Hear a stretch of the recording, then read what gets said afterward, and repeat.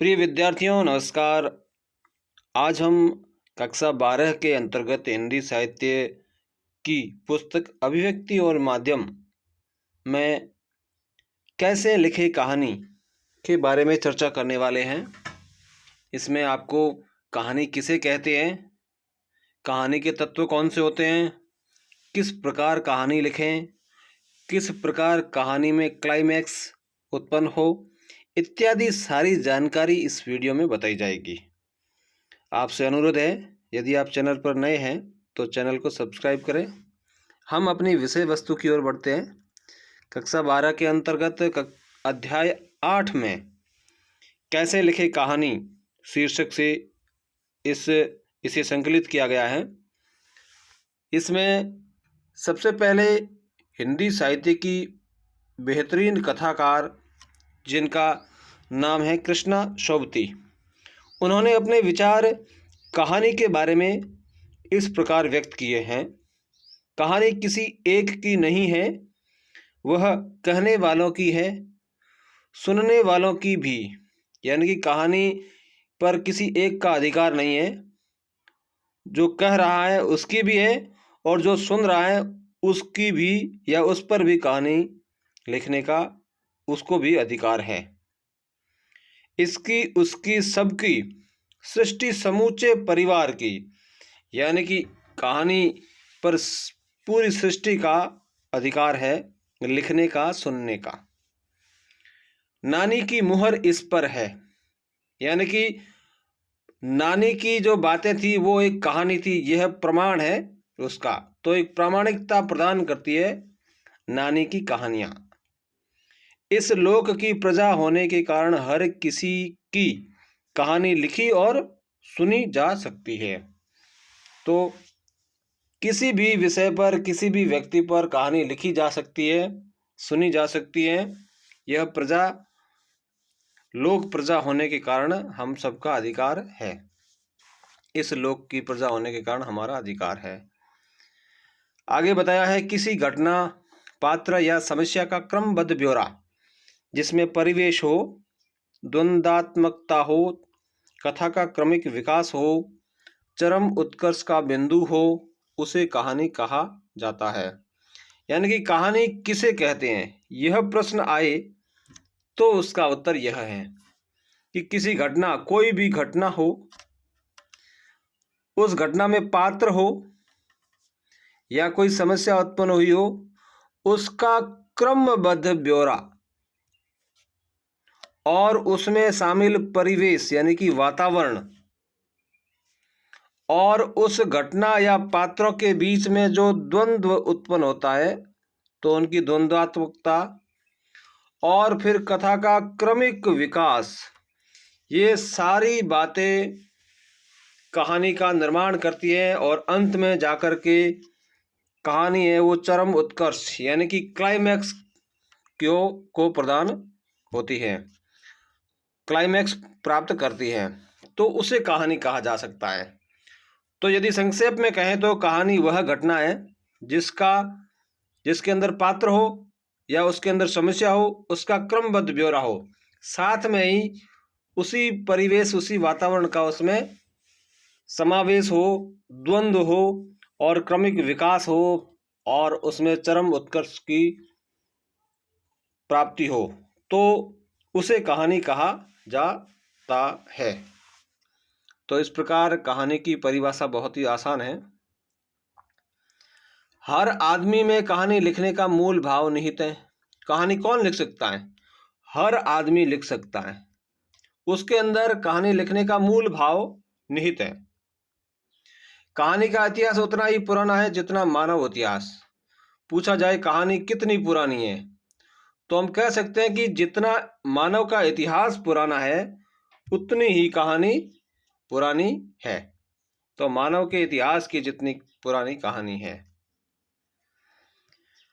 प्राचीन काल में मौखिक कहानियों की लोकप्रियता इसलिए भी थी कि इससे बड़ा संचार का कोई और माध्यम नहीं था।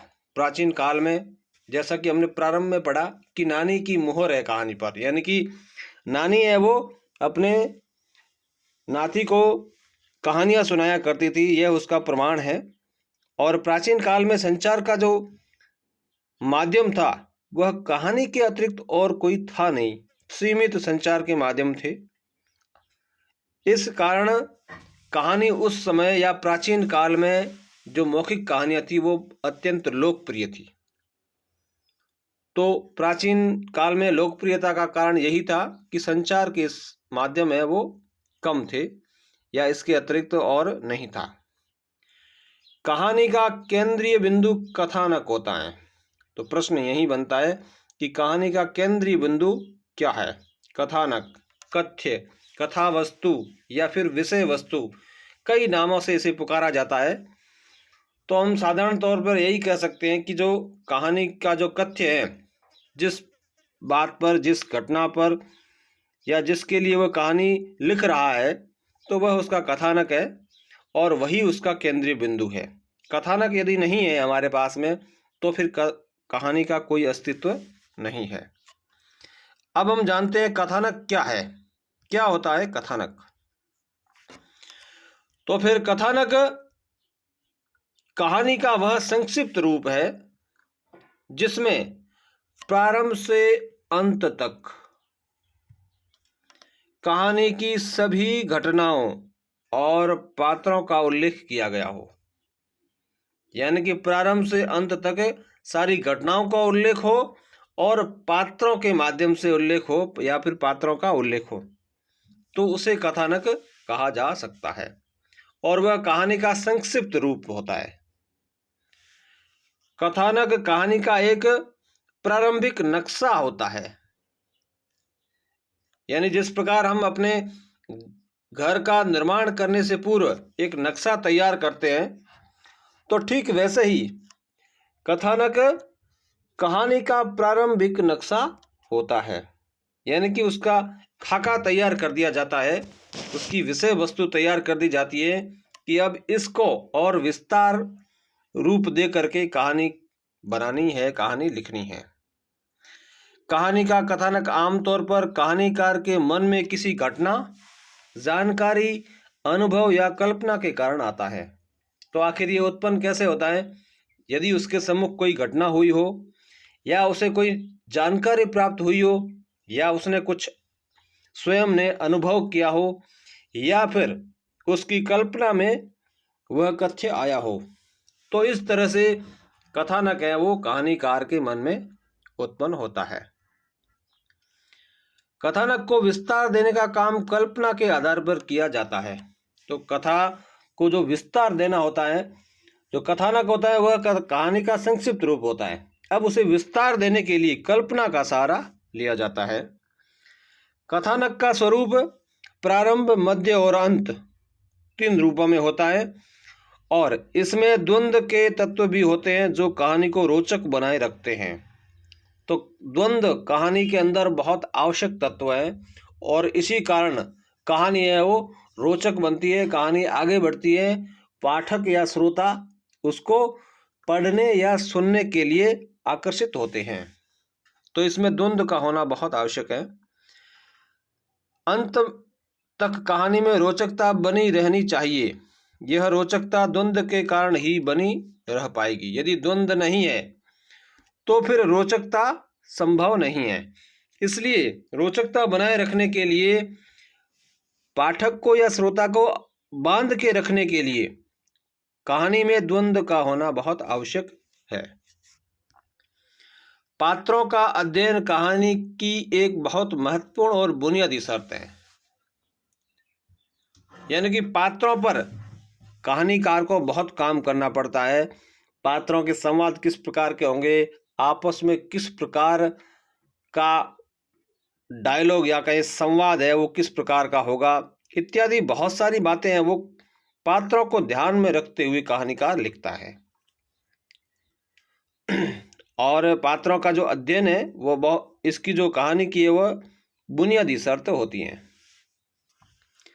चरित्र चित्रण का सबसे सरल तरीका पात्रों के गुणों का कहानीकार द्वारा बखान है।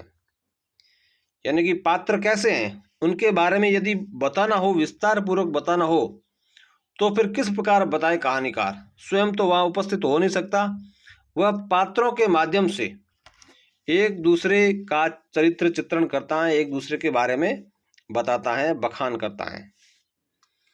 पात्रों का चरित्र चित्रण उनके क्रियाकलापों, संवादों तथा दूसरे लोगों द्वारा बोले गए संवादों के माध्यम से ही प्रभावशाली होता है। पात्र कैसे हैं?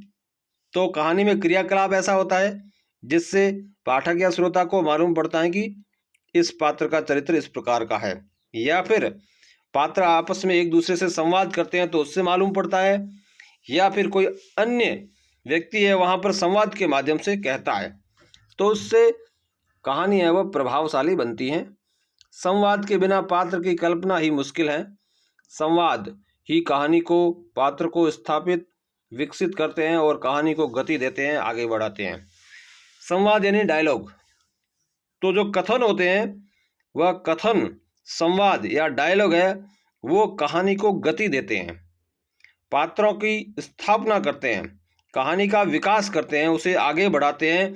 और बिना पात्र के कहानी, बिना संवाद के बिना पात्र की कल्पना ही मुश्किल है, यानी कि बिना डायलॉग के पात्र की कल्पना नहीं की जा सकती है। जो घटना या प्रतिक्रिया कहानीकार होती हुई नहीं दिखा सकता उसे संवादों के माध्यम से सामने लाता है।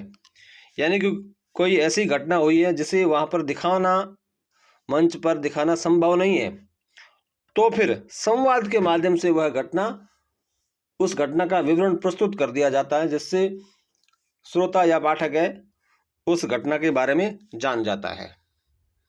संवाद छोटे, स्वाभाविक और उद्देश्य के प्रति सीधे लक्षित होने चाहिए। संवादों का अनावश्यक विस्तार बहुत सी जटिलताएं पैदा कर देता है और कहानी में झोल आ जाता है। तो इसलिए संवाद छोटे होने चाहिए, स्वाभाविक हो और उद्देश्य को प्राप्त करे ऐसे होने चाहिए। अनावश्यक विस्तार नहीं होना चाहिए। कथानक के अनुसार कहानी चरम उत्कर्ष यानी क्लाइमैक्स की ओर बढ़ती है, अंत में वह क्लाइमैक्स की ओर बढ़ती है। कहानीकार की प्रतिबद्धता या उद्देश्य की पूर्ति के प्रति अतिरिक्त आग्रह कहानी को भाषण में बदल सकता है।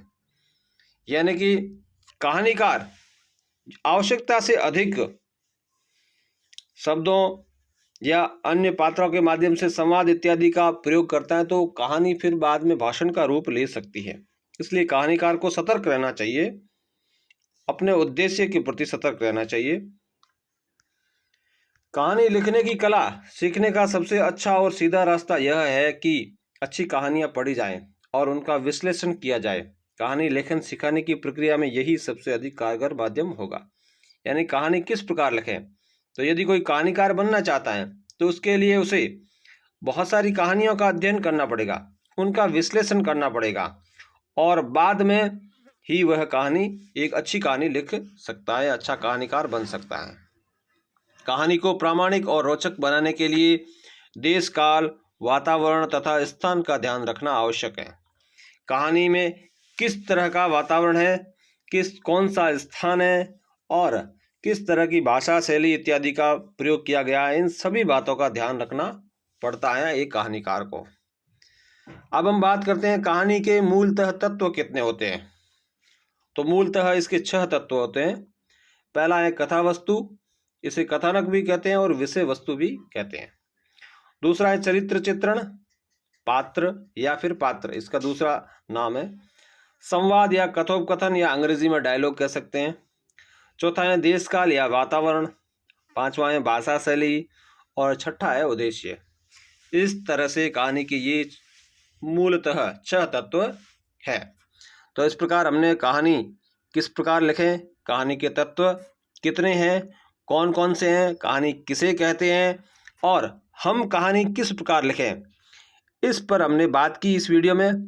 यह वीडियो आपको कैसा लगा कमेंट में ज़रूर बताएं। इसे लाइक करें, शेयर करें और चैनल को सब्सक्राइब करें। फिर मिलते हैं एक नई वीडियो में। जय हिंद।